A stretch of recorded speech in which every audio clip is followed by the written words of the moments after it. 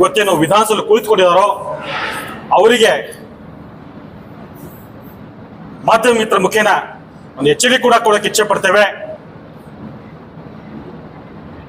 ತಾವುಗಳೇ ಹಲವಾರು ಮಾಧ್ಯಮ ಮಿತ್ರರ ಸಮ್ಮುಖದಲ್ಲಿ ಬಂಜಾರರ ಮತಗಳ ನಮಗೆ ಪ್ರಮುಖ ನಿರ್ಣಾಯಕವಾಗಿತ್ತು ನಮ್ಮ ಗೆಲುವಿಗೆ ಅಂತ ತಾವೇ ಹೇಳಿಕೊಂಡಿದ್ದೀರಿ.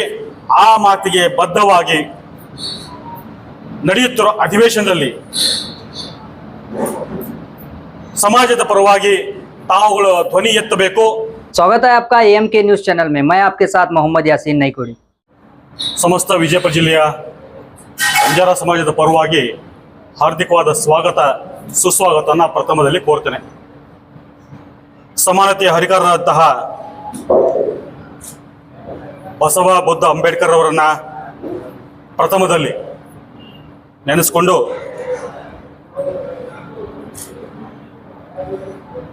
ಶತಮಾನಗಳ ತುಳಿತಕ್ಕೆ ಒಳಗಾದಂತಹ ದಲಿತರಿಗೆ ಬೆಳಕನ್ನು ನೀಡಿದಂತಹ ಸಾಮಾಜಿಕ ಕ್ರಾಂತಿ ಸೂರ್ಯ ಡಾಕ್ಟರ್ ಬಾಬಾ ಸಾಹೇಬ್ ಅಂಬೇಡ್ಕರ್ ಅವರ ಸದಭಿಲಾಷೆ ಬರೀ ದಲಿತರಷ್ಟೇ ಅಲ್ಲದೆ ಇಡಿಯಾದ ಸಮುದಾಯದಲ್ಲಿ ಪ್ರತಿಯೊಬ್ಬ ವ್ಯಕ್ತಿಗೂ ಕೂಡ ಸಮಾನತೆ, ಸಮಬಾಳು, ಸಮಪಾಲು ಸಿಗಲಿ ಎಂಬ ಮಹೋನ್ನತ ಆಸೆಯಿಂದ ಡಾಕ್ಟರ್ ಬಾಬಾ ಸಾಹೇಬ್ ಅಂಬೇಡ್ಕರ್ ಅವರು ದಲಿತರಿಗೆ ಅಷ್ಟೇ ಅಲ್ಲ, ಹಿಂದುಳಿದವರಿಗೂ, ಅಲ್ಪಸಂಖ್ಯಾತರಿಗೂ, ಮಹಿಳೆಯರಿಗೂ, ವಿಶೇಷ ಚೇತನರಿಗೂ, ಹೀಗೆ ಪ್ರತಿಯೊಬ್ಬರಿಗೂ ವಿಶೇಷವಾದ ಅವಕಾಶಗಳ ಮುಖೇನ ಸಮಾಜದ ಪ್ರಮುಖವೇನೆಯಲ್ಲಿ ಬರುವಂತೆ ಮೀಸಲಾತಿಯ ಸೌಲಭ್ಯವನ್ನು ಕೊಟ್ಟದ್ದು ತಮ್ಮೆಲ್ಲರಿಗೂ ತಿಳಿದಂಥ ವಿಷಯ.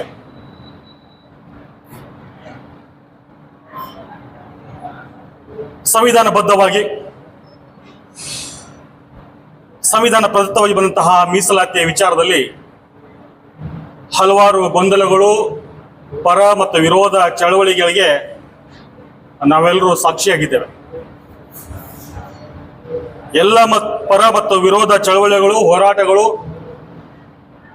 ಉದ್ದೇಶ ಒಂದೇ ಇತ್ತು, ತಮ್ಮವರಿಗೆ ಪಾಲು ಬೇಕು ಅಥವಾ ಸರಿಯಾದ ಪಾಲು ಸಿಗುತ್ತಿಲ್ಲ ಎಂಬ ಪ್ರತಿಪಾದನೆ. ಡಾಕ್ಟರ್ ಬಾಬಾ ಸಾಹೇಬರು ಮೀಸಲಾತಿ ಎಂಬ ಟಾನಿಕ್ ಅನ್ನ ತಳ ಸಮುದಾಯದವರಿಗೆ, ಸಮಾಜದಲ್ಲಿ ತುಳಿತಕ್ಕೊಳಗಾದವರಿಗೆ ಆ ಟಾನಿಕ್ ಮುಖೇನ ಶಕ್ತಿಯನ್ನ ತುಂಬುವಂತಹ ಒಂದು ಪ್ರಯತ್ನ ಆಯಿತು. ಅದಕ್ಕೆ ಪರೋಕ್ಷವಾಗಿ ಹಲವಾರು ಪೆಟ್ಟುಗಳು ಕೂಡ ಇಡಿಯಾದ ದಲಿತ ಸಮುದಾಯ ಆಯಾ ಕಾಲಘಟ್ಟಗಳಲ್ಲಿ ಆ ಪೆಟ್ಟನ್ನು ಅನುಭವಿಸ್ತಾ ಬರ್ತಾ ಇದೆ. ಅದರ ಮುಂದುವರೆದ ಭಾಗವಾಗಿಯೇ ನಮ್ಮೆಲ್ಲ ದಲಿತ ಸಹೋದರರು ಇದ್ದಂತಹ ಒಳ ಮೀಸಲಾತಿಗೆ ಬೇಡಿಕೆ ಇಟ್ಟಿದ್ರು. ಸಹಜ, ಒಂದು ಕುಟುಂಬದಲ್ಲಿ ಬಾಳ್ವೆ ಮಾಡುವಾಗ ಹೆಚ್ಚು ಕಡಿಮೆ ಆಗೋದು ಅದು ಪ್ರಕೃತಿನೇ. ಪ್ರಕೃತಿಗೆ ಸವಾಲು ಹಾಕುವುದು ಕೂಡ ಯಾವ ರೀತಿ ಆಗೋದಿಲ್ಲವೋ ಹಾಗೆಯೇ ಸಹೋದರರಲ್ಲಿ ಭಿನ್ನಾಭಿಪ್ರಾಯ ಬಂದಾಗ ಅದನ್ನು ಸರಿಪಡಿಸಿಕೊಳ್ಳೋದು ನಮ್ಮೆಲ್ಲರ ಒಂದು ಆದ್ಯ ಕರ್ತವ್ಯ. ಆದರೆ ಅದರ ಪ್ರತಿಕೂಲ ಪರಿಣಾಮದಿಂದ ಸಮಸ್ತ ದಲಿತ ಸಮುದಾಯದ ಒಕ್ಕಟ್ಟು ಒಡೆದು ಹೋಗಿ ಶಕ್ತಿ ಕುಂದಿ ಹೋಗುತ್ತಂತೆಂಬ ಭಾವನೆ, ಅಳಲು, ದುಃಖ, ನೋವು ನಮ್ಮೆಲ್ಲರದಾಗಿದೆ. ದಲಿತರ ಐಕ್ಯತೆ ಒಡೆಯಬಾರದು. ದಲಿತರೆಲ್ಲರೂ ಒಂದು ಸಮುದಾಯವಾಗಿ ಸಹೋದರಾಗಿ ಬದುಕಬೇಕು, ಬಾಳಬೇಕು, ತಮ್ಮ ತಮ್ಮ ಹಕ್ಕುಗಳನ್ನು ಪ್ರತಿಪಾದಿಸಬೇಕೆಂಬ ಸದಭಿಲಾಷೆ ಇಚ್ಛೆ ನಮ್ಮದು ಕೂಡ.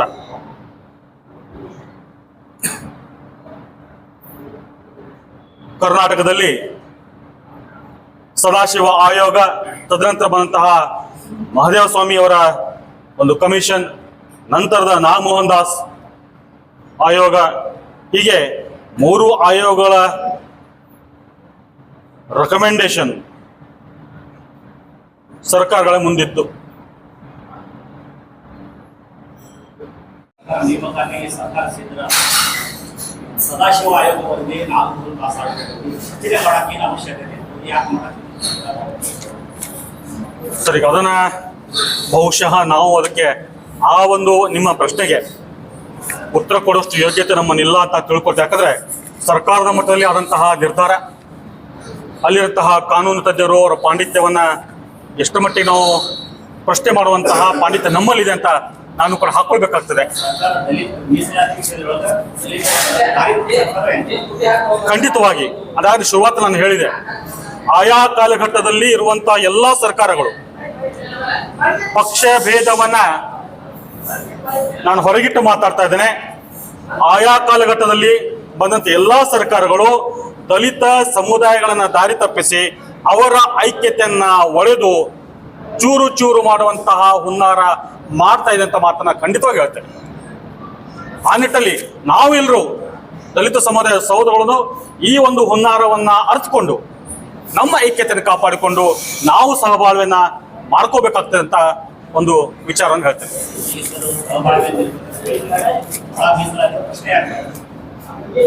ಅದೇ ಅದಕ್ಕಾಗಿ ನಾನು ಯಾರಿಗೆ ಪಾಲು ಸಿಕ್ಕಿಲ್ವೋ ಆ ಸಹೋದರರಿಗೆ ಅದು ವಿಶೇಷ ಪ್ಯಾಕೇಜ್ಗಳನ್ನು ಸರ್ಕಾರ ಘೋಷಣೆ ಮಾಡಿ, ಸರ್ವೆಗಳನ್ನು ಮಾಡಿ, ವಿಶೇಷವಾಗಿ ಅಲೆಮಾರಿ ಮತ್ತು ಅರೆ ಅಲೆಮಾರಿ ಸಮುದಾಯಗಳಿಗೆ ಯಾವುದೇ ರೀತಿಯಿಂದ ಲಾಭ ಸಿಕ್ಕಿಲ್ಲ.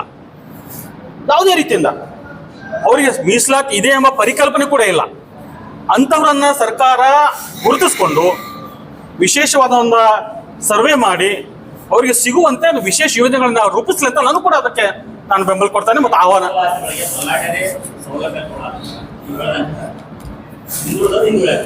ಹಾಗೆ ಆಗಿದೆ. ಆ ನಿಟ್ಟಲ್ಲಿ ಸರ್ಕಾರ ಒಂದು ವಿಶೇಷ ಮುತುವರ್ಜಿ ವಹಿಸಿ ಸ್ಪೆಷಲ್ ಪ್ಯಾಕೇಜ್ ಆಗಲಿ, ಸ್ಪೆಷಲ್ ಸರ್ವೆ ಮಾಡಿ ಅವ್ರನ್ನ ಫೋಕಸ್ ಮಾಡಲಿ. ಅದೇ ನೀವು ಹೇಳ್ದಂಗೆ ಒಂದು ಕುಟುಂಬದಲ್ಲಿ ಇದ್ದಾಗ ದೊಡ್ಡ ಸಹೋದರ ಏನ್ ಮಾಡ್ತಾವ ಅದೇ ಮಾಡ್ಕೊಂಡು ಹೋಗ್ತದೆ, ಹಂಗಾಗಿದೆ. ಅದು ಸಾಮಾಜಿಕ ವ್ಯವಸ್ಥೆಯಲ್ಲಿ ಇದ್ದಾಗ ಪಾಲ್ದಾರಿಕೆ ಸರಿಯಾಗಿ ಆಗ್ಬೇಕು. ಅವನ ಅಧಿಕಾರದ ಅವ್ನು ದೊಡ್ಡ ತಿನ್ಬಿಡ್ತಾನೆ, ದೊಡ್ಡನಾಗಿದ್ದಾನೆ, ಎಲ್ಲ ಅನುಭವಿಸಿದ್ದಾನೆ, ಸಣ್ಣವನಿಗೆ ತುಳಿತಾ ಇದ್ದಾನೆ. ಆದ್ರೆ ಕೊನೆಗೆ ತಂದೆ ಪಾಲು ಬಂದಾಗ ಸಮಾನ ಹೆಂಗ್ ಹಂಚಿ ಹೋಗ್ತದೋ ಆ ರೀತಿ ಸಾಮಾಜಿಕ ವ್ಯವಸ್ಥೆಯಲ್ಲಿ ಇದ್ದಾಗ ವಿಶೇಷ ಪ್ಯಾಕೇಜ್ ಅದರೊಳಗೆ ಮೀಸಲಾತಿಯಲ್ಲಿ ಗುರುತಿಸ್ಕೊಳ್ಳುವಂತಹ ಪ್ರಯತ್ನ ಮೊದಲಾಗಬೇಕು. ಅರೆ ಅಲೆಮಾರಿ, ಗಂಟಿಚೋರರಾಯ್ತು, ಶಳ್ಳಿಕ್ಯಾತರಾಯ್ತು, ಹಂದಿಗೋಲರಾಯ್ತು, ಇವ್ರಿಗೆ ಮೀಸಲಾತಿಯ ಒಂದು ಪರಿಕಲ್ಪನೆ ಇಲ್ಲ, ಅವ್ರಿಗೆ ಗೊತ್ತೂ ಇಲ್ಲ. ಅಂತಹವನ್ನ ಸರ್ಕಾರ ಗುರುತಿಸಿ ವಿಶೇಷ ಸರ್ವೆ ಮಾಡಿ ಅವರಿಗೆ ಪ್ರಮುಖವಾಗಿ ತರುವಂತಹ ವಿಶೇಷ ಯೋಜನೆ ನಿರೂಪಿಸಲಿ. ಹೌದು, 665 ಇದ್ದಾಗ ಆ 5 ಮಾಡಿದಾಗ 5 ಬರುವಂತಹ ಅಲೆಮಾರಿ ಮತ್ತು ಅರೆ ಅಲೆಮಾರಿ ಸಮುದಾಯ ಕೂಡ ನಮಗೆ ವಿಶೇಷ ಕಾಳಜಿ ಇದೆ. ಅವ್ರು ನಮ್ಮ ಸಮುದಾಯದ ಸಹೋದರ ಅಂತ ನಾವು ತಿಳ್ಕೊಂಡಿದ್ದೇವೆ.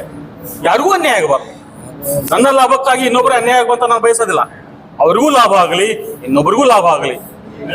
ವಿಶೇಷ ಪ್ಯಾಕೇಜ್ 665 ಅದು ಸಾಲದಲ್ಲಿ ಸಿಗ್ತಿದ್ದವ್ರಿಗೆ ಈಗ ನೀವು ಹೇಳಿದ್ರಲ್ಲಿ ಸರ್ಕಾರ ಎಲ್ಲರಿಗೂ ಒಂದೇ ಅಂತಂದ್ರೆ ಸದಾಶಿವ ಆಯೋಗ ಯಾಕೆ ಮಾಡಿದ್ರು ನೋಡ್ರಿ. ಯಾವುದೇ ಒಂದು ಸರ್ಕಾರ ಮಾಡ್ಬೇಕಂತಂದ್ರೆ ಸರ್ಕಾರ ಸಂವಿಧಾನ ಬದ್ಧವನ್ನು ಮಾಡ್ತದೆ. ಅದಕ್ಕೆ ಯಾಕೆ ಅದನ್ನು ರಿಜೆಕ್ಟೇ ಮಾಡಿಬಿಟ್ರು ಸಂವಿಧಾನ, ಯಾಕಂದ್ರೆ ಅದು ಸರಿ ಇಲ್ಲ ಅಂತ ಹೇಳ್ತೀವಿ. ಆಮೇಲೆ ನ್ಯಾಯಾಧೀಶ ನಾಗಮೋಹನ್ ದಾಸ್ ಅಂದ್ರೆ ನೀವು 665 ಮಾಡಿದಾರೆ, 665 ನಾಗಮೋಹನ್ ಮಾಡಿದಾರೆ ಅಂದ್ರೆ ಏನ್ ಮಾಡಿದಾರೆ? ನಾಗಮೋಹನ್ ದಾಸ್ ಅವರು 4 ಕ್ಯಾಟಗರಿ ಮಾಡಿದ್ರು, 4 ಕ್ಯಾಟಗರಿ ಮಾಡಿದ್ರು. ಇವರು 5 ಕ್ಯಾಟಗರಿ ಮಾಡಿದ್ರು, ಇವರು 3 ಮಾಡಿದ್ರು. ಅಂದ್ರೆ ಸರ್ಕಾರ ಏನೈತಿ, ನ್ಯಾಯಾಧೀಶ ನಾಗಮೋಹನ್ ದಾಸನ ಇಷ್ಟೆಲ್ಲ ಕೋಟ್ಯಾಂತರ ರೂಪಾಯಿ ಖರ್ಚು ಮಾಡಿ ನೀವೆಲ್ಲರೂ ಮಾಡಿದ್ರೆ ಸರಿಯಾಗಿ ಎಲ್ಲರಿಗೂ ಸಮಬಾಳು ಮತ್ತು ಸಮಫಲ ಕೊಡ್ಬೇಕಂತೇಳಿ. ಆದ್ರೆ ಇಲ್ಲೇನಾಯ್ತು, ಅಲ್ಲಿ 5 ಇದ್ದದನ್ನ 3 ಮಾಡಿದ್ರು. ಎಲ್ಲಿ ಕೂತ್ ಮಾಡಿದ್ರು? ಅವ್ರ ವರದಿಯನ್ನ ತಿರಸ್ಕಾರ ಮಾಡಬೇಕು ಅಥವಾ ತಗೋಬೇಕು. ಇವತ್ತು ಆ ವರದಿ ಇವ್ರು 3 ಮಾಡಿದ ಏನ್ ಮಾಡಿದಾರಲ್ಲ 665 ಸಂವಿಧಾನದೊಳಗ ಒಳ ಮೀಸಲಾತಿ ಮಾಡ್ರಿ ಅಂತೇಳಿ ಮೊದಲಿದ್ದಿದ್ದಿಲ್ಲ. ಅದನ್ನ ಏನ್ ಮಾಡ್ಬೇಕಪ್ಪ ಅಂತಂದ್ರೆ ಕೇಂದ್ರ ಸರ್ಕಾರ ಮಾಡ್ಬೇಕಂತ ಹೇಳಿ. ಆದ್ರೆ ಇ.ವಿ. ಚೆನ್ನೈ ವರ್ಸಸ್ ಆಂಧ್ರ ಪ್ರದೇಶ ಬಂದಾಗ ಸರ್ಕಾರ ಮಾಡಬಹುದು ಅಂತ ಸುಪ್ರೀಂ ಕೋರ್ಟ್ ಹೇಳ್ತು. ಆದ್ರೆ ಸುಪ್ರೀಂ ಕೋರ್ಟ್ ಏನ್ ಹೇಳ್ತಂದ್ರೆ ಎಡಿಕ್ವೇಟ್ ಅಂಡ್ ಇನ್ ಎಡ್ಯುಕೇಟ್ ಎರಡು ವಿಧದಲ್ಲಿ ಮಾಡ್ರಿ. ಅದರ ಅರ್ಥ ಏನು? ಹಿಂದುಳಿದವರು ಮತ್ತು ಅತಿ ಹಿಂದುಳಿದವರು ಎರಡು ಕೆಟಗರಿ ಮಾಡ್ರಿ, ನಿಮ್ಮ ಮನಸ್ಸಂಗ 5-6 ಮಾಡ್ರಿ ಅಂತ ಹೇಳಿದ್ರೆ ಈ ವಿಷಯವನ್ನ ನ್ಯಾಯಾಧೀಶ ನಾಗಮೋಹನ್ ದಾಸರು ಪಾಲಿಸಲಿಲ್ಲ, ಸರ್ಕಾರನೂ ಕೂಡ ಪಾಲಿಸಲಿಲ್ಲ. ಇದಕ್ಕಾಗಿ ನಮ್ಮ ಸಮಾಜದಿಂದ ಏನಾಯ್ತು, ನಾವು ಕೋರ್ಟಿಗೆ ಹೋದೆವು. ನಾವು ಕೋರ್ಟಿಗೆ ಹೋದ್ಮೇಲೆ ಅದು ರಾಜ್ಯಪಾಲರಿಗೆ ಹೋಗ್ಬೇಕಾಗಿತ್ತು. ಬೆಳಗಾವಿ ಗೆಜೆಟ್ ಅದೊಳಗೆ ಪಾಸ್ ಆಗಿ ನೋಟಿಫಿಕೇಶನ್ ಆಗ್ಬೇಕಾಗಿತ್ತು. ರಾಜ್ಯಪಾಲರು ವಾಪಸ್ ಕಳಿಸಿದ್ರು. ಯಾಕಂದ್ರೆ ಇವ್ರು ಹೇಳ್ತಾ ಇರೋದು ಸರಿ ಇದೆ, ನೀವು ಮಾಡ್ತಾ ಇರೋದೇ ತಪ್ಪು. ಈಗ ಒಳ ಮೀಸಲಾತಿ ಮಾಡ್ತಾ ಇರೋದು ಅದಕ್ಕೆ ಕೆಳಗಿರುವಂತಹ ಸಮಾಜದೊಳಗೆ ಮುಂದುವರಿಬೇಕು ಅಂತಿದೆ. ನ್ಯಾಯಾಧೀಶ ನಾಗಮೋಹನ್ ದಾಸರು ತಾವು ಓದಿದ್ರೆ ಒಂದ್ಸಲ ಹೊರದಾಗ ಮೊದಲನೇ ಸ್ಥಾನದಲ್ಲಿ ಇರುವಂತದ್ದು ಏನೈತಿ ಎ ಮತ್ತು ಇವತ್ತು ಬಿ ಸ್ಥಾನದಲ್ಲಿ ಇರುವಂತದ್ದು ಏನು ಸಮಾಜ ಇದೆ ಅದೇ ಮುಂದುವರೆದಿದೆ ಅಂತ ಹೇಳಿದ್ದಾರೆ. ಮತ್ತೆ ಅವ್ರಿಗೆ ಹೆಂಗೆ ಎತ್ತು ಕೊಡ್ತೀರಿ? ಹಿಂದುಳಿದವ್ರು ಯಾರು? ಅಲೆಮಾರಿ ಸಮಾಜ ಅಂತ ನಾವ್ ಹೇಳ್ತೇವೆ. ಅದ್ರ ಬಿಟ್ಟರೆ ಬಂಜಾರ ಬಹುವಿಕರ್ಮಿತ ಸಮಾಜ ನಂತರ ಸ್ಥಾನದಲ್ಲಿ ಹೋಗಿ ಬರ್ತಾರೆ. ನಾವು ಹೇಳ್ತಾ ಇರೋದಲ್ಲ, ನ್ಯಾಯಾಧೀಶ ನಾಗಮೋಹನ್ ದಾಸ ವರದಿಯನ್ನು ನೋಡಿ ಅಂಕಿಅಂಶಗಳು ನೋಡಿದಾಗ ಯಾರು ಹಿಂದುಳಿದಿದ್ದಾರೆ ಅವರನ್ನ ತಗೋಬೇಕು ವಿನ ಇಲ್ಲಿ ಬಲ್ತವರೇ ತಗೊಳ್ಬೇಕಂತ ಇರಂಗಿಲ್ಲ. ಕಣ್ಣು ಮುಂದೆ ಏನಾಗೈತಿ, ಬಂಜಾರ ಸಮಾಜ ಮುಂದೋಗಿದೆ ನಾನು ಹೇಳೋದಂತಕ್ಕಿಂತ ಸರ್ಕಾರವೇ ರಚನೆ ಮಾಡಿರುವಂತ ನ್ಯಾಯಾಧೀಶ ನಾಗಮೋಹನ್ ದಾಸರು ಅವರು ನಿಮ್ಗೆ ಕೊಟ್ಟಿರುವಂತ ಬೇಕಂದ್ರೆ ಒಂದು ಪಿಡಿಪಿ ಆಗ್ತೇನೆ. ಅದರೊಳಗೆ ಎಲ್ಲಾ ಅಂಶದಲ್ಲಿ ಯಾವ ದತ್ತಾಂಶದಲ್ಲಿ ಬಂಜಾರ ಸಮಾಜಕ್ಕೆ ಅವ್ರು ಮುಂದಿದ್ದಾರೆ. ಮತ್ತು 1950ರಿಂದ ಹಿಡಿದು ಅವರು ಈಗಿನ ಮಟ್ಟದ ಎಲ್ಲಾ ಸವಲತ್ತನ್ನು ತಗೊಂಡಿರುವಂತವ್ರು. ನಮ್ಮ ಬಂಜಾರ ಸಮಾಜ ಏನಂತಂದ್ರೆ ಮೊದಲೇ ಕೂಡ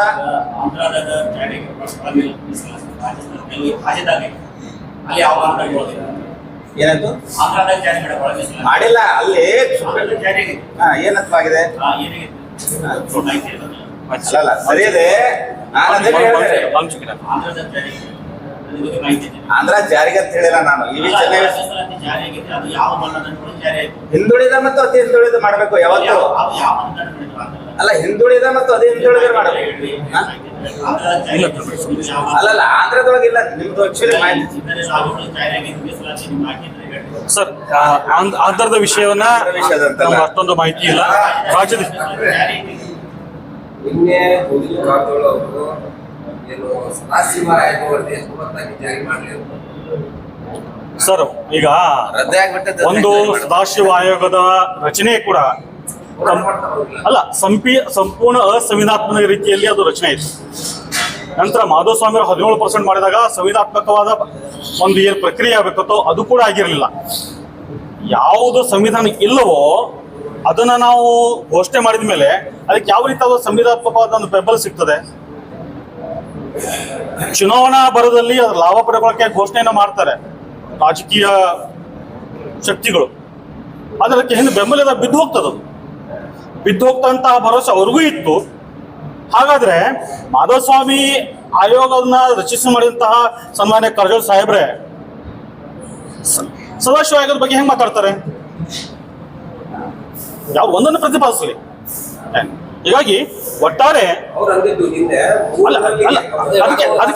ಅದೇ ವಿಷಯ ತಾನೆ ಅವು ಎರಡೂ ಸಂವಿಧಾತ್ಮಕವಾಗಿ ಮತ್ತು ಅಪ್ರಾಯೋಗಿಕವಾಗಿ ಇರುವುದರಿಂದ ಸನ್ಮಾನ್ಯ ಈಗಿರುವಂತಹ ಘನ ಸರ್ಕಾರ ನಾಗಮೋಹನ್ ದಾಸರ ಒಂದು ಆಯೋಗವನ್ನು ರಚನೆ ಮಾಡ್ತು. ಯಾಕಂದ್ರೆ ಅಲ್ಲಿರುವಂತಹ ಲೋಪದೋಷಗಳು ಇಲ್ಲಿ ರಿಪೀಟ್ ಆಗಬಾರಂಥದ್ದು. ಆದ್ರೂ ಇಲ್ಲಿ ಕೂಡ ಅದೇ ರಿಪೀಟ್ ಆಯ್ತು. ಮತ್ತೆ ರಿಪೀಟ್ ಆದಾಗ ನಮ್ಗೆ ವಿರೋಧ ಆಗಿರೋದು. ನಾವು ಏನು ವಿರೋಧ ಮಾಡ್ತಾ ಇಲ್ಲ. ಸರ್ಕಾರ ಆಟ ಆಡ್ತಾ ಇದೆ ಅನ್ನುವಂತ ಆರೋಪ ಮಾಡಿದ್ದಾರೆ. ಆಯಾ ಕಾಲಘಟ್ಟಗಳಲ್ಲಿ ನಾ ಹೇಳ್ತೇನ್ರಿ, ಆಯಾ ಕಾಲಘಟ್ಟ ಇರುವಂತಹ ಎಲ್ಲಾ ಸರ್ಕಾರಗಳು ದಲಿತ ಸಮುದಾಯಗಳಿಗೆ ಆಟ ಆಡ್ತಾ ಇದ್ದಾರೆ ಅಂತ ನಾನು ಘಂಟಾಘೋಷ ಹೇಳ್ತೇನೆ. ಆ ನಿಟ್ಟಿನಲ್ಲಿ ಎಲ್ಲಾ ದಲಿತ ಸಮುದಾಯ ಸಹೋದರಗಳು ಯಾವುದು ಈಗಿರುವಂತಹ ನಾನು ಮುಂಚೆ ಇದ್ದಂತಹ ಏನು ಇತ್ತೋ 15% ಏನು ಸರ್ಕಾರ ಮೀಸಲಾತಿ ಕೊಟ್ಟಿತ್ತು, ಸಂಪೂರ್ಣವಾಗಿ ಸಮಸ್ತ ದಲಿತ ಸಮುದಾಯ ಒಂದು ಯೂನಿಟ್ ಆಗಿ ನೋಡ್ಕೊತೀವಿ, ಒಂದು ಘಟಕ ಅಂತ. ಅಲ್ಲಿ ಉಪ ಘಟಕಗಳು ಇರಲಿಲ್ಲ. ಹೀಗಾಗಿ ಆ ಒಂದು ಏನು ಪ್ರಕ್ರಿಯೆ ಇತ್ತು ಅದನ್ನ ಸ್ವಾಗತ ಮಾಡ್ತಾ ಇದ್ದೇವೆ. ಅದರಿಂದ ನಮ್ಮಲ್ಲಿರುವಂತಹ ಐಕ್ಯತೆಯನ್ನು ಕಾಪಾಡ್ಕೊಳ್ಳಾಗ್ತದೆ. ಒಳ ಮೀಸಲಾತಿ ಒಳ ಪಂಗಡಗಳಲ್ಲಿ ಘರ್ಷಣೆ ತಪ್ತದೆ. ಏನಾದರೂ ನೋವುಗಳಿತ್ತಪ್ಪ ಅಂದ್ರೆ ಅದನ್ನ ನಾವು ಕೂತ್ಕೊಂಡು ಸರ್ಕಾರ ಮೇಲೆ ಎಲ್ಲರೂ ಸೇರಿ ಒತ್ತಡ ಹಾಕಿ ವಿಶೇಷ ಪ್ಯಾಕೇಜ್ಗಳ ಮುಖೇನ ಅವರೆಲ್ಲರ ಮೇಲೆ ಎತ್ತುಕೊಂತ ಪ್ರಯತ್ನ ನಾವೆಲ್ಲರೂ ಕೂಡ ಮಾಡುವಂತ ನಾವೇ ವಿಚಾರ. ಖಂಡಿತವಾಗಿಯೂ ಆ ನಿಟ್ಟಿನಲ್ಲಿ ಅಲೆಮಾರಿ ಮತ್ತು ಅರೆ ಅಲೆಮಾರಿಗಳ ತೆಗೆದುಕೊಂಡು ಸರ್ಕಾರ ಮತ್ತು ರಾಜ್ಯಪಾಲರಿಗೆ ನೀವು ಕೂಡ ತೆಗೆದುಕೊಂಡು ಹೋಗಿದ್ದೇವೆ. ಅವರ ನೋವನ್ನು ಅವ್ರ ಮುಂದೆ ಹೇಳಿದ್ದೇವೆ. ನಾವೇ ಯಾಕಂದ್ರೆ ದೊಡ್ಡ ಸಮುದಾಯದ್ದು ಸಣ್ಣವರಂತ ಸಣ್ಣ ಸೌರಂತ ಹೋಗುವಂತ ಜವಾಬ್ದಾರಿ ನಮ್ದು ಇದೆ. ನಮ್ಮ 5% ಸೀಟ್ಸ್ ಆಗಲೇ ನಮ್ಮ ಶಿವಶೇಷರು ಕೇಳ್ದಂಗೆ 5% ಅಲೆಮಾರಿ ಮತ್ತು ಅಲೆಮಾರಿ ಹಾಕಿದ್ದಾರೆ. ನಮ್ಮ ಭರಾಟೆಯಲ್ಲಿ ಈಗ ನಾವು ಅವ್ರ ಭರಾಟೆ ನಾವು ಹೇಳ್ತಿದೀವಿ. ಕನ್ಸಿಡರ್ ಮಾಡಲಿಲ್ಲ ಎಲ್ಲೂ. ಆ ಮೀಸಲಾತಿ ಎಂಬುದು ಒಂದು ಜೇನುಗೂಡಿಗೆ ಕೈ ಹಾಕಿದಂತೆ. ಹಾಗೆ ಆಯಾ ಸಮಯದ ಸರ್ಕಾರಗಳು ಪೆಟ್ಟು ತಿಂದದ್ದು ಕೂಡ ಆಗಿದೆ. ಇದೀಗ ಸನ್ಮಾನ್ಯ ಸಿದ್ದರಾಮಯ್ಯನವರ ಸರ್ಕಾರ ಯಾವ ನಾಗಮೋಹನ್ ದಾಸರ ವರದಿ ಪ್ರಕಾರ ಸುಪ್ರೀಂ ಕೋರ್ಟಿನ ನಿರ್ದೇಶನದ ಅಡಿಯಲ್ಲಿ ದಲಿತರ ಒಟ್ಟು ಮೀಸಲಾತಿಯನ್ನ ವಿಭಜಿಸಿ ಒಳ ಮೀಸಲಾತಿಗೆ ಎಲ್ಲ ತಯಾರಿ ಮಾಡ್ಕೊಂಡಿದ್ರು. ಆದರೆ ಕಳೆದ ಬಾರಿ ಕೂಡ ಮಾಧವಸ್ವಾಮಿ ಅವರು JC ಮಾಧವಸ್ವಾಮಿ ಅವರು ಕೊಟ್ಟಂತಹ ರೆಕಮೆಂಡೇಶನ್ ಮುಂದುವರೆದ ಭಾಗವಾಗಿಯೇ 17% ಪರಿಶಿಷ್ಟರಿಗೆ ಕೊಟ್ಟಂತಹ ಮೀಸಲಾತಿ ಪ್ರಮಾಣ ಈಗಾಗಲೇ ಮಾನ್ಯ ನ್ಯಾಯಾಲಯದಲ್ಲಿ ಪ್ರಶ್ನೆ ಆಗಿರೋದ್ರಿಂದ ಅದಕ್ಕೆ ಎಷ್ಟರ ಮಟ್ಟಿಗೆ ಅದನ್ನು ಪಾಲಿಸಬೇಕು ನಮ್ಮ ವಿವೇಚನಾ ಶಕ್ತಿಯಲ್ಲಿ ಕೊಂಚ ಏರ್ಪೇರಾಗಿ ಅದು ಒಪ್ಪಿಕೊಂಡು ಶಿಫಾರಸು ಮಾಡಿದ್ದು ಕೂಡ ಆಗಿದೆ. ಯಾವಾಗ ಕಾನೂನು ತಜ್ಞರು ಮನಗಂಡ್ರೋ ಇದು ಸಂವಿಧಾನ ಬಾಹಿರ ಆದೀತು, ನ್ಯಾಯಾಲಯದ ನಿಂದನೆ ಆದೀತು ಎಂಬ ಅರಿತ ನಂತರ ಇದೀಗ ಗಣ ಸರ್ಕಾರ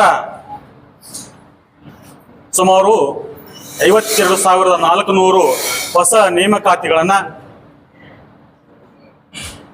ಈ ಮುಂಚಿನ ಹಳೆಯ ಮೀಸಲಾತಿಯ ಪ್ರಕಾರ ಅಂದರೆ 15% ಏನು ಮೀಸಲಾತಿ ಪರಿಶಿಷ್ಟ ಜಾತಿಗಿತ್ತೋ ಅದನ್ನೇ ಮುಂದುವರಿಸಿಕೊಂಡು ಹೋಗಬೇಕು, ಅದರಡಿಯಲ್ಲಿಯೇ ಹೊಸ ನೇಮಕಾತಿ ಆಗಬೇಕು, ಅದರಲ್ಲಿ ಯಾವುದೇ ವಿಭಜನೆ ಇಲ್ಲ ಎಂಬ ಏನು ನಿರ್ಧಾರ ಕೈಗೊಂಡಿದ್ದಾರೋ ಆ ನಿರ್ಧಾರಕ್ಕೆ ಸಮಸ್ತ ಬಂಜಾರ, ಕೊರಮ, ಕೊರಚ, ಭೋವಿ ಮತ್ತು ಸಮಾನ ಮನಸ್ಕ ದಲಿತ ಸಹೋದರ ಸಮುದಾಯಗಳ ಒಕ್ಕೂಟದಿಂದ ತುಂಬು ಹೃದಯದ ಸ್ವಾಗತವನ್ನ ಈ ನಿರ್ಧಾರಕ್ಕೆ ನಾವು ಮಾಡ್ತೇವೆ. ಬಂಧುಗಳೇ, ಸರ್ಕಾರವು ಸರ್ಕಾರಿ ಉದ್ಯೋಗಗಳ ನೇಮಕಾತಿಯನ್ನ ಒಳ ಮೀಸಲಾತಿ ಆಧಾರದ ಮೇಲೆ ಅಲ್ಲದೆ ಹಳೆ ಮೀಸಲಾತಿ ವ್ಯವಸ್ಥೆ ಆಧಾರದ ಮೇಲೆ ಮುಂದುವರಿಸುವ ನಿರ್ಧಾರ ಕೈಗೊಂಡಿದೆ. ಅದು ಸ್ವಾಗತ ಜೊತೆಗೆ ಸರ್ಕಾರಕ್ಕೆ ಅಭಿನಂದನೆ ಕೂಡ. ಈ ನಿರ್ಧಾರದಿಂದ ಉದ್ಯೋಗದ ಆಶೆ ಇಟ್ಟುಕೊಂಡು ಬಕಪಕ್ಷಿಯಂತೆ ಕಾಯ್ತಂತಹ ಲಕ್ಷೋಪಲಕ್ಷ ವಿದ್ಯಾವಂತ ಪದವೀಧರರಿಗೆ ಉದ್ಯೋಗ ನೇಮಕಾತಿಯ ಪ್ರಕ್ರಿಯೆ ವಿಳಂಬ ಆಗದೆ ಅವರಿಗೆ ಒಂದು ಹೊಸ ಜೀವನ ಕೊಡುತ್ತದೆ ಎಂಬ ಅಭಿಲಾಷೆ ಕೂಡ ನಮ್ಮೆಲ್ಲರಾಗಿದೆ. ಸರ್ಕಾರ ತೆಗೆದುಕೊಂಡಂತಹ ಈ ಕ್ರಮ ಸರ್ವರಿಗೂ ಸಮಾನ ಅವಕಾಶ ಮತ್ತು ಸಾಮಾಜಿಕ ನ್ಯಾಯವನ್ನು ಕಾಪಾಡುತ್ತಾ ಒಂದು ಅತ್ಯುತ್ತಮ ಹೆಜ್ಜೆ ಆಗಿದೆ ಅಂತ ನಾವು ನಂಬಿದ್ದೇವೆ. ಭವಿಷ್ಯದಲ್ಲಿ ಕೂಡ ಸರ್ಕಾರ ಇದೇ ರೀತಿ ಈ ಪ್ರಕಾರದ ಹಳೆಯ ಏನು ಮೀಸಲಾತಿತ್ತೋ ಯಾವುದೇ ವಿಭಜನೆ ಇಲ್ಲದೆ, ಯಾವುದೇ ಒಳ ಮೀಸಲಾತಿಯ ಹೆದರಿಕೆ ಬೆದರಿಕೆ ಇಲ್ಲದೆ ಎಲ್ರಿಗೂ ಸಿಗುವಂತೆ ಮುಂದುವರಿಸಲಿದೆ ಅಂತ ಒಂದು ನಿರೀಕ್ಷೆ ನಮ್ಮೆಲ್ಲರದಾಗಿದೆ. ಯಾಕೆ ನಮ್ದು ಆಕ್ಷೇಪಣೆ ಇತ್ತಂತ ಕೆಲವು ವಿಷಯಗಳನ್ನ, ಕೆಲವು ಬಿಂದುಗಳನ್ನ ತಮ್ಮ ಮುಂದೆ ನಾನು ಸಾದರಪಡಿಸ್ತೇನೆ. ಒಳ ಮೀಸಲಾತಿಯಿಂದ ದಲಿತ ಸಮುದಾಯಗಳ ಉಪಜಾತಿಗಳ ನಡುವೆ ಸಂಭವನೀಯ ಅನ್ಯಾಯ, ಆಂತರಿಕ ಒಂದು ರೀತಿಯ ಕೆಲವು ಸಮುದಾಯಗಳಿಗೆ ಇರುವ ಲಾಭ ಕಡಿಮೆ ಆಗಿರುವ ಅಸಮತೆ ಉಂಟಾಗುವ ಭಯ ಇದೆ. ಕಾನೂನಿನ ಅನಿಶ್ಚಿತತೆ ಎಲ್ರಿಗೂ ಕಾಡ್ತಾ ಇದೆ. ಈ ವಿಷಯ ಆಗಲೇ ಗೌರವಾನ್ವಿತ ನ್ಯಾಯಾಲಯದಲ್ಲಿ ಪ್ರಶ್ನೆಯಾಗಿದೆ. ಅಂತಿಮ ತೀರ್ಪು ಬರುವವರೆಗೂ ಮೊದಲಿನ ನೀತಿಯೇ ಮುಂದುವರಲಿ. ಒಂದು ವೇಳೆ ಅದನ್ನು ಮೀರಿ ಸರ್ಕಾರ ಯಾವುದೇ ಪ್ರಯತ್ನ ಮಾಡಿದರೆ ಮುಂಬರುವುದರಲ್ಲಿ ನ್ಯಾಯಿಕ ಸಂಕೀರ್ಣತೆಗಳು ಉಂಟಾಗುವ ಸಾಧ್ಯತೆ ಇದೆ. ಸಾಕಷ್ಟು ಸಾಮಾಜಿಕ ಅಧ್ಯಯನದ ದತ್ತಾಂಶದ ಕೊರತೆ, ಮೀಸಲಾತಿ ಉಪವರ್ಗೀಕರಣಕ್ಕೆ, ಹಿಂದುಳಿದ ಮಟ್ಟ ಮತ್ತು ಪ್ರಾತಿನಿಧ್ಯದ ಕುರಿತು ಬಲವಾದ ವೈಜ್ಞಾನಿಕ ಹಾಗೂ ಪ್ರಾಯೋಗಿಕ ಅಧ್ಯಯನದ ಅತ್ಯಂತ ಅಗತ್ಯತೆ ನಾವು ಕಂಡುಕೊಂಡಿದ್ದೇವೆ. ಹಲವಾರು ಸಮುದಾಯಗಳ ವಿರೋಧದ ನಡುವೆ ಕೂಡ ಹಲವಾರು ಪೀಡಿತ ಸಮುದಾಯಗಳ ಆಂತರಿಕ ಮೀಸಲಾತಿಯಿಂದ ನಮ್ಮ ಶಿಕ್ಷಣ ಹಾಗೂ ಉದ್ಯೋಗ ಅವಕಾಶಕ್ಕೆ ಹಾನಿಯಾಗಬಹುದು. ಆ ನಿಟ್ಟಿನಲ್ಲಿ ಸರ್ಕಾರ ತೆಗೆದುಕೊಂಡ ನಿರ್ಧಾರ ಅತ್ಯಂತ ಸ್ವಾಗತಾರ್ಹ. ಹೀಗಾಗಿ ಎಲ್ರಿಗೂ ಅವಕಾಶ ಸಿಕ್ಕಂತಹ ಒಂದು ಉದ್ಯೋಗದ ಲಾಭ ಎಲ್ಲರೂ ಪಡೆಯಲಿ ಅಂತ ನಾವೆಲ್ಲರೂ ಹಾರೈಸುತ್ತೇವೆ. ಸಂವಿಧಾನಾತ್ಮಕ ಹಾಗೂ ಕಾನೂನು ಆಧಾರದ ಅವಶ್ಯಕತೆ ತುಂಬಾ ಇರೋದ್ರಿಂದ ಆಂತರಿಕ ಮೀಸಲಾತಿಯನ್ನು ಜಾರಿಗೆ ತರಲು ಸಮಾನತೆ ಹಕ್ಕು ಮತ್ತು ಸಂವಿಧಾನಾತ್ಮಕ ನಿಯಮಗಳಿಗೆ ಅನುಗುಣವಾಗಿ ಸ್ಪಷ್ಟ ನ್ಯಾಯಿಕ ಬೆಂಬಲದ ಅಗತ್ಯವಾಗಿದೆ. ಹೀಗಾಗಿ ಮಾನ್ಯ ಘನ ಸರ್ಕಾರ ತೆಗೆದುಕೊಂಡಂತಹ ನಿರ್ಣಯ ನಾವೆಲ್ಲರೂ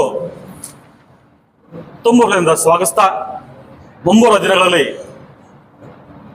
ಇದೇ ರೀತಿಯಾದಂತಹ 95/2022 ಇದ್ದಂತಹ ಹಳೆ ಮೀಸಲಾತಿ ನೇಮಕಾತಿ ಪ್ರಕ್ರಿಯೆಯನ್ನು ಮುಂದುವರಿಸಲಿ. ಒಂದು ವೇಳೆ